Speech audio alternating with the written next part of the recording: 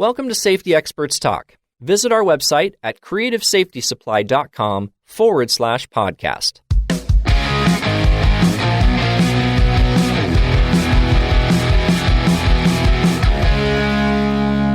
Hello and welcome to Safety Experts Talk. I am Brandon Nyes, your host, and with me today is Mark Graban. He is an author, consultant, and speaker in the Lean Healthcare methodology. Mark is author of the Shingo award-winning book, Lean Hospitals, and the book, Healthcare Kaizen. Mark is also the Chief Improvement Officer of KaiNexus, and his newest book, The Executive Guide to Healthcare Kaizen, is on Amazon.com. Mark, thanks for coming on the program with us. How are you today? I'm doing great, Brandon. Thanks for having me on the show. So to begin with, please tell us how you became involved with Lean and how it has changed the focus of your life. Yeah, it's funny, that as people get exposed to Lean, and I see this with people I'm working with in healthcare today, when they get exposed to Lean thinking, because it's a way of thinking, it's hard to shut that off. It becomes a framework that you use to view not just your workplace, but your home life and other settings. When people get keen on continuous improvement, it can become hard to shut off. But when I got first introduced to it, was before I got into healthcare. I was an industrial engineering student. We learned about Lean. It was definitely, quote unquote, Lean production. And it was even at best a subset of the Lean methodology. We learned about it as production planning and materials management.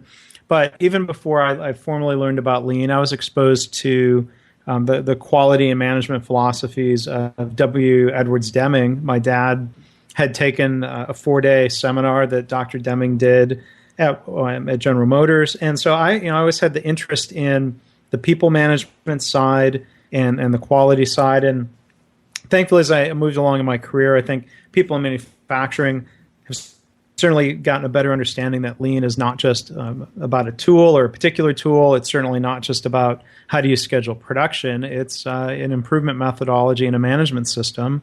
People in healthcare are kind of coming up that curve. There's some great examples of people that have really embraced it in a way to either, again, you can't shut it off personally or as an organization. It just becomes the way you do things as opposed to being just some projects or just being a program. So you were introduced to Lean through your father and with Deming, and now you're a Lean kind of industrial engineer. What led you down the path of wanting to apply the Lean, the philosophies of Lean and the tools to the healthcare realm? Well, I first got exposed to the idea of Lean healthcare. I was working for the last manufacturing company I worked for, and this was in Phoenix, and we had a local network of people who would get together and talk about our Lean work at different companies. And we would do site visits and just exchange notes. None of us were competing with each other. And for one of those sessions, we had a chance to go visit a hospital in Scottsdale where two women had left Motorola. They were doing work in the emergency department. And it was really fascinating. It was really eye-opening. And so I started reading about Lean in healthcare. And then my wife and I were moving to Texas in 2005 for her career. That put me on the job market.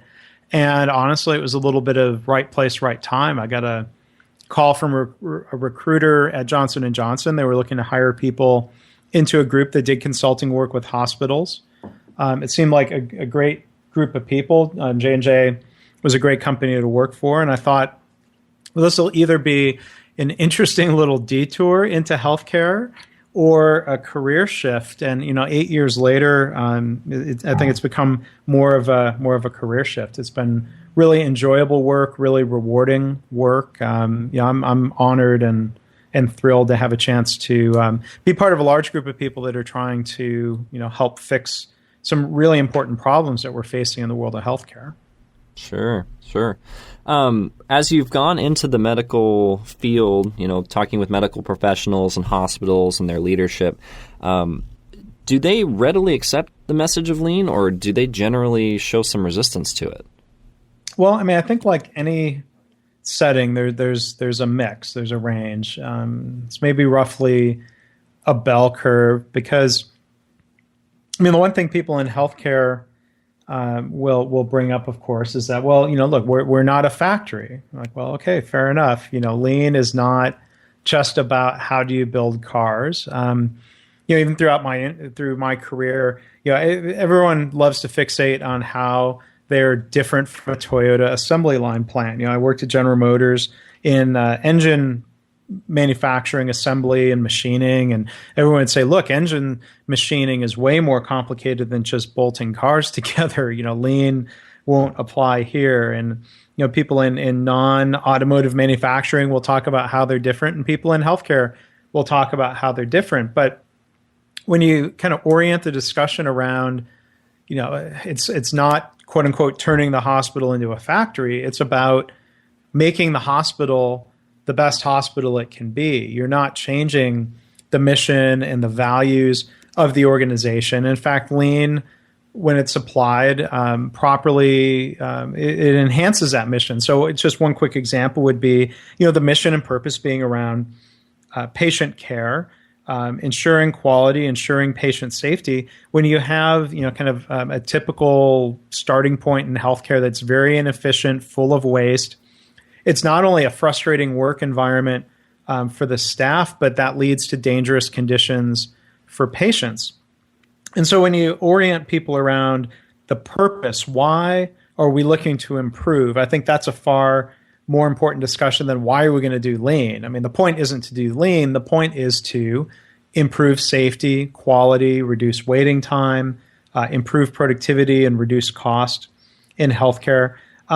People tend to be engaged about that. And I think when we make sure there's good understanding about why we want to improve, that does a lot to bring doctors, nurses, healthcare leaders on board. Now, the challenge a lot of times then becomes in changing the culture. And why do we have the existing culture?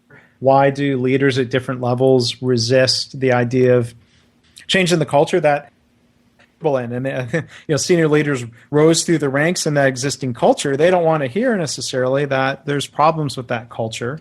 And so I think a lot of the challenges, kind of fall into the category of convincing people that the culture contributes to those problems with safety or quality or efficiency, and that therefore the culture needs to change, and that can be a big part of the improvement. So with the healthcare realm, is it typically going to be the upper management that you have to convince, or it sounds like doctors are usually pretty readily on board?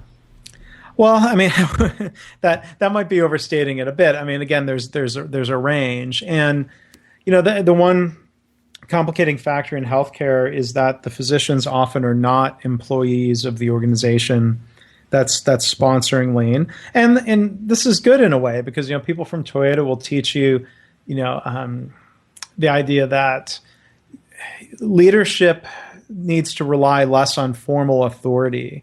And, so leaders might want to say to the doctors, you have to do this because I'm the boss and because I said so. Well, when you're not directly their boss, you can't do that. And it's arguable that, you can argue that you shouldn't do that even when you are directly the boss, that you need to be a leader instead of a dictator.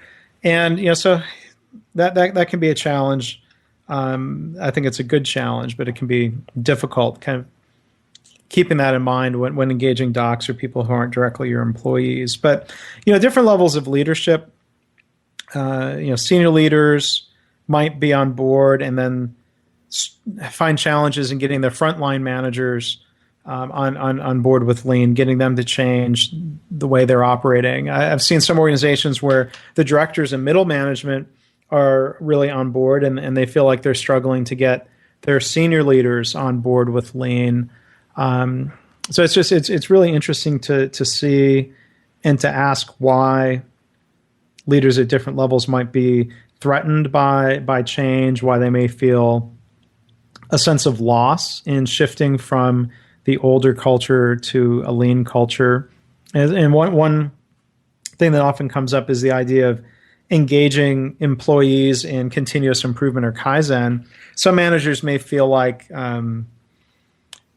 it somehow reflects badly on them when their employees are coming up with opportunities for improvement. And they, kind of in the old mindset, they may say, well, that makes me look bad because we had problems. Well, if they have good supportive senior leaders who are kind of helping them understand that it's a good thing to have your employees engaged in fixing the problem. We're not going to blame you for having problems. What matters is working together to fix things. Some people can change that mindset. Some people really struggle with that new style of leadership, and they may bail out and go back into an individual contributor role because they don't agree with that culture change. That's where it gets really, it can be complicated. Lean principles are relatively simple, but changing an organization and trying to get people on board with culture change is a lot more complicated. Sure. It can be pretty labor intensive to completely change how a company, functions, and it takes time, it takes a lot of work, it takes a lot of leadership. And I think that's one of the challenges with Lean. If people are looking for a quick fix, or what Dr. Deming would have called instant pudding, Lean is not instant pudding. It's not a silver bullet. It requires work and effort. And kind of thinking of Jim Womack from the Lean Enterprise Institute would often say, managers will try anything easy that doesn't work before they'll try something difficult that does work. And I think sometimes Lean and culture change falls into that category of things that are difficult but do work. Sure. I'm a big fan of your blog over at leanblog.org. And in one of your most recent blogs, you talked a little bit you seemed kind of annoyed with the people spreading an incorrect, or I guess what you would call a false dichotomy regarding Lean and Six Sigma.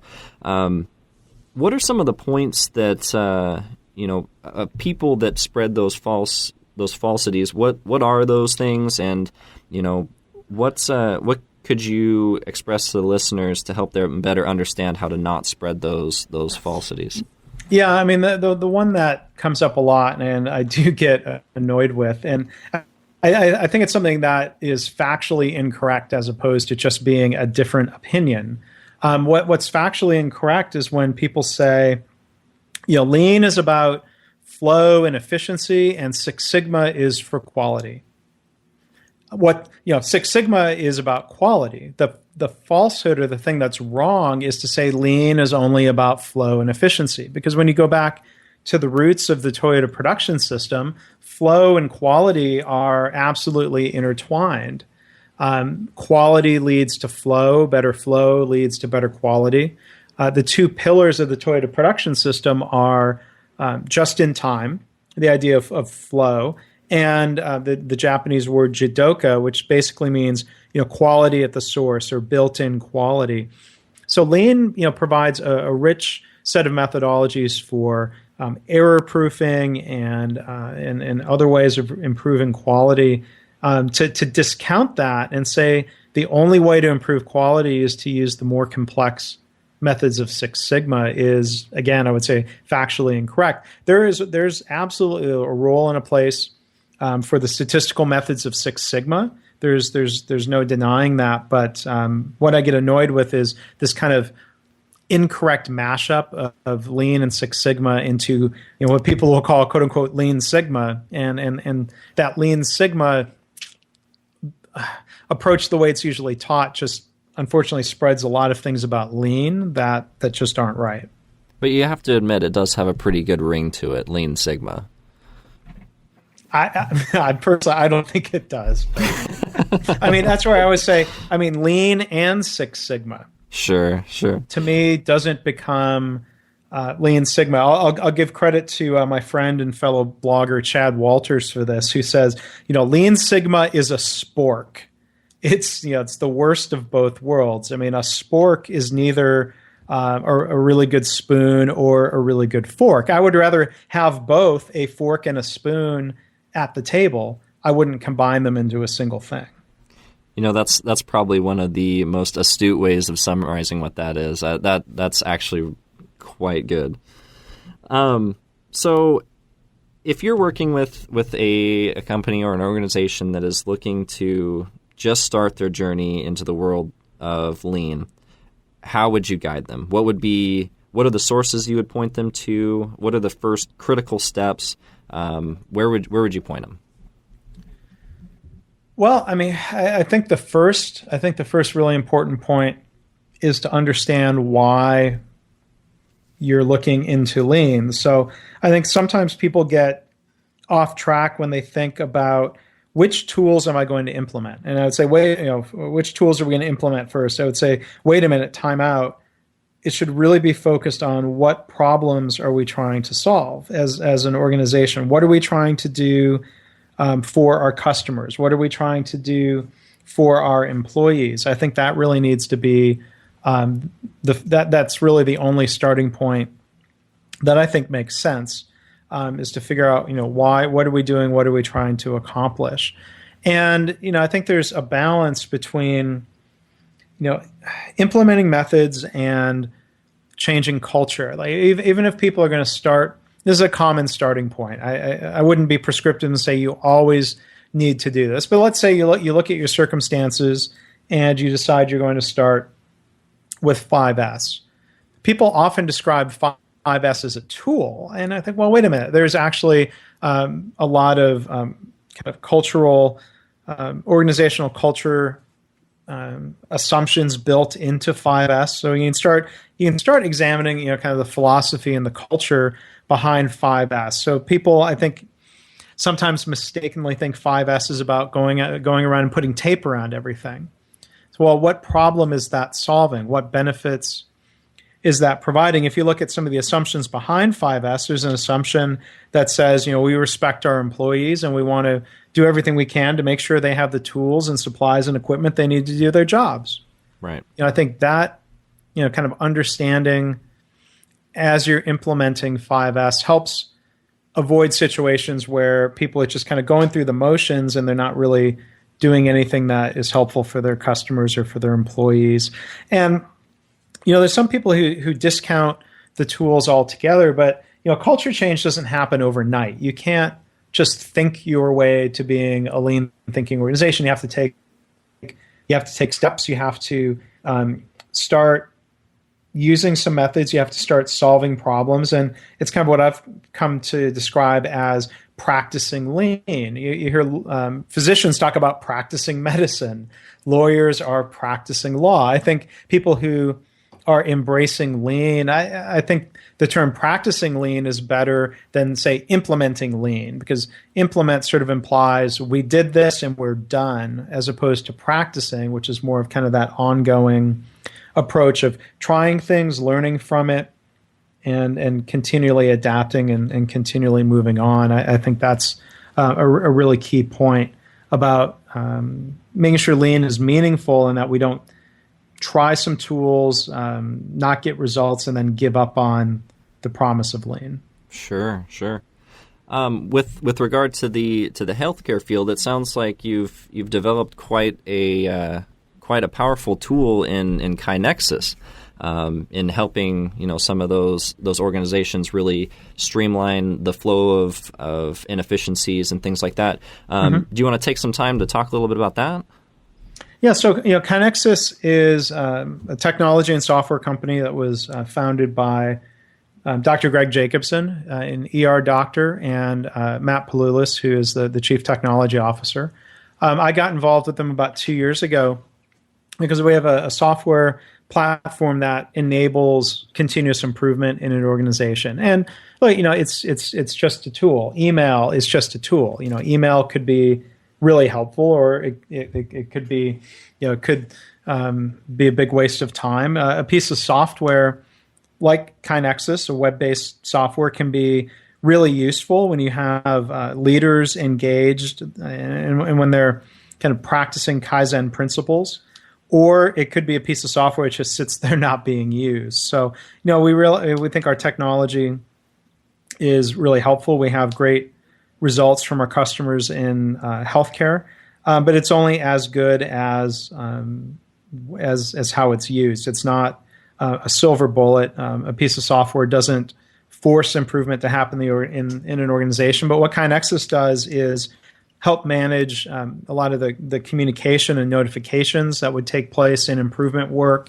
It provides transparency and visibility to everybody in the organization. And we think that's a big difference from, say, a suggestion box where ideas sit, hidden and locked up, often never to be seen from again. KaiNexus engages everybody in the improvement process to identify opportunities for improvement in their own work, in their own department, and allows them to then participate in the improvement process. And so it's been a really fun project and a really interesting startup to be a part of. And it sounds extremely beneficial for anybody who does decide to implement that tool in their progress towards being lean and much more efficient all around.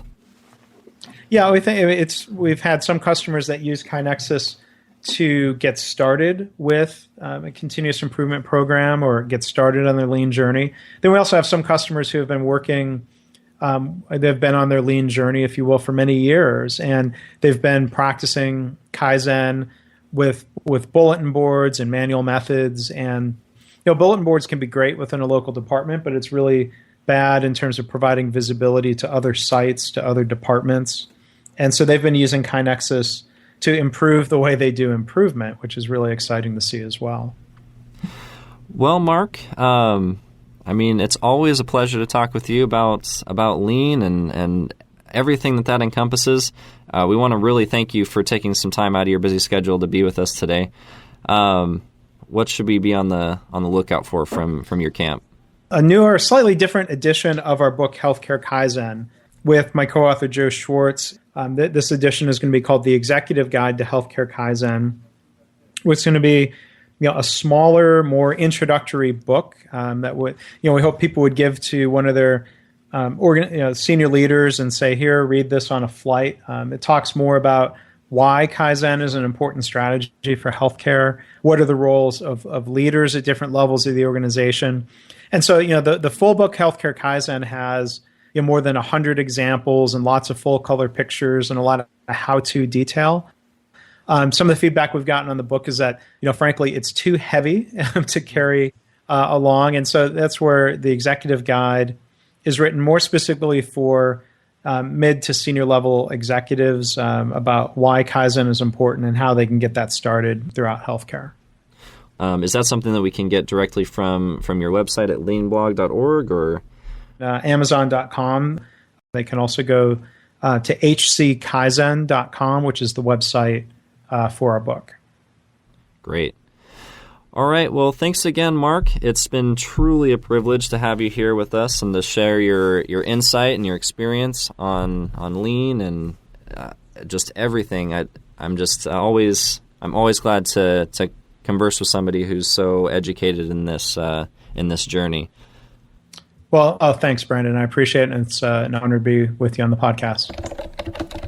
If you would like to know more about lean manufacturing and healthcare from Mark Graben, visit his website, leanblog.org. That's leanblog.org. Once again, this has been Brandon Nyes with Safety Experts Talk. Thank you for joining us on Safety Experts Talk. If you have suggestions for future podcasts, send them to podcast@creativesafetysupply.com. For more safety experts talking about safety news, OSHA regulations, PPE, Lean, 5S, or continuous improvement, go to creativesafetysupply.com/podcast.